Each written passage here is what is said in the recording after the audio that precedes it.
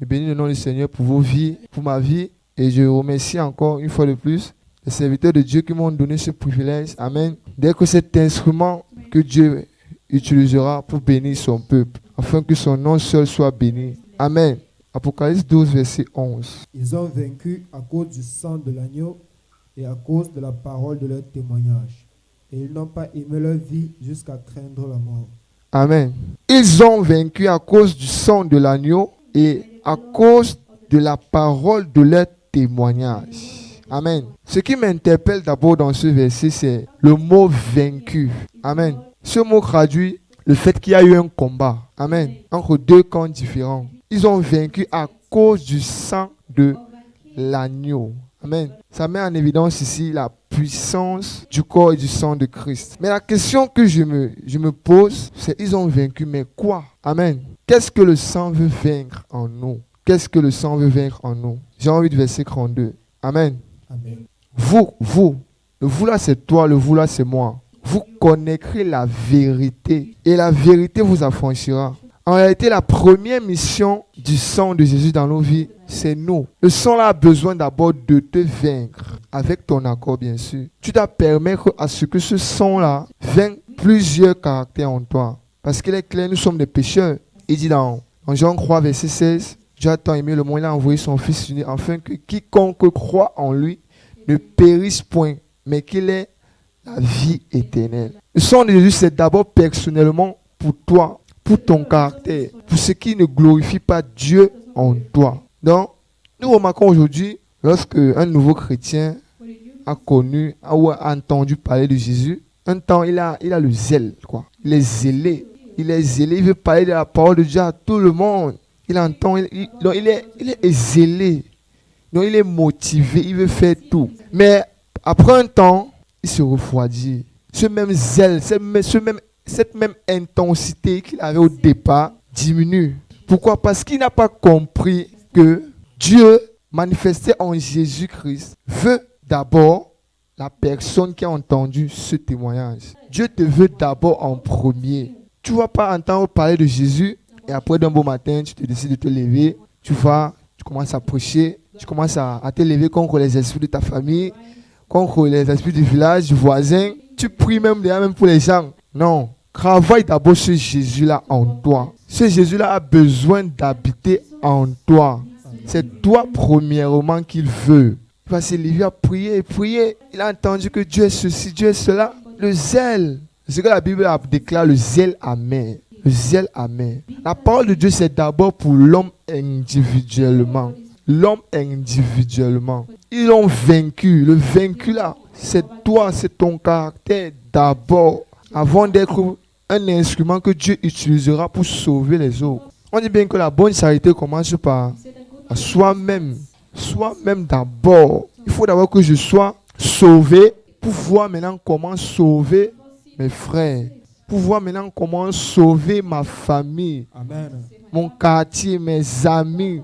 Mais je dois d'abord être sauvé. Je dois d'abord avoir ce salut en moi avant d'apporter ce salut à tout mon entourage. Je dois d'abord être cette lumière, porter cette lumière-là pour pouvoir aussi éclairer les autres.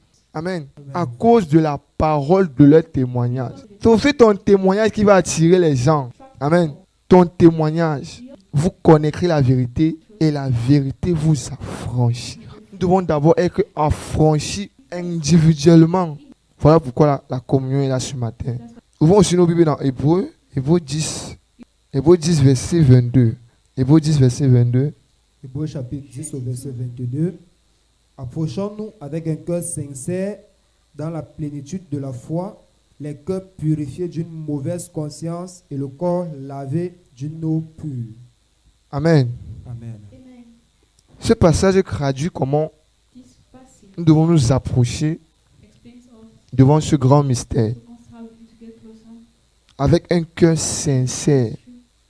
Seigneur, je reconnais, je suis un pécheur. J'ai entendu parler de toi dans Jean 3, verset 16. Que tu es venu pour me sauver, moi qui suis pécheur. Donc je m'approche devant toi Je confesse mes péchés I confess my sins. et je crois And I know que tu peux me sauver. that you can save me. Viens à mon secours, Seigneur. Come to my Amen. rescue, Lord. Amen. Amen. Dans la plénitude de la foi, les cœurs purifiés d'une mauvaise conscience et le corps lavé d'une eau pure. Amen. Amen. Chers frères et sœurs, Dear brothers and sisters, Dieu, c'est d'abord pour toi. God is Amen. for you. Dieu, c'est d'abord pour toi. Amen. First for you. La lumière, la parole que tu entends tous les jours là, You are hearing every c'est day. d'abord pour toi. First for Amen. you. Amen. Amen. Continuons sur le verset 26. Continue on verse 26 Verset 26 du même Hébreu 10. of Hebrew 10. Hébreux chapitre 10 au verset 26. Car si nous péchons volontairement après avoir reçu la connaissance de la vérité, il ne reste plus de sacrifice pour les péchés, Amen. Continue. mais une attente terrible du jugement et l'ardeur d'un feu qui dévorera les rebelles. Amen. Celui qui a C'est violé bon, la c'est bon, loi merci, de merci. Moïse. Merci. Amen. Mais une attente terrible du jugement et la dent d'un feu qui dévorera les rebelles. Notre Père a toujours l'habitude de dire ici, Our Father used to say here, si quelqu'un, au moment de la communion, décide de ne pas prendre, or decide ne le condamnez pas. don't condemn the person. Il sait pourquoi il fait cela. Amen. Why he's doing that. Car lorsque nous nous engageons When we engage à prendre part, à faire un avec Jésus-Christ, to do one with Jesus, nous devons être conscients de ce verset. be conscious of Amen. this Nous devons être conscients de ce verset. verse. Be conscious. Amen. Il dit, mais si nous péchons volontairement, donc tu connais que So you know telle ou telle chose n'est pas that bon, this thing is not good.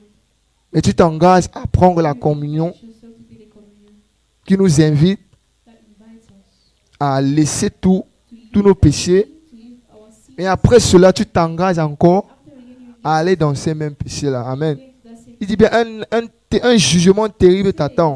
a terrible judgment.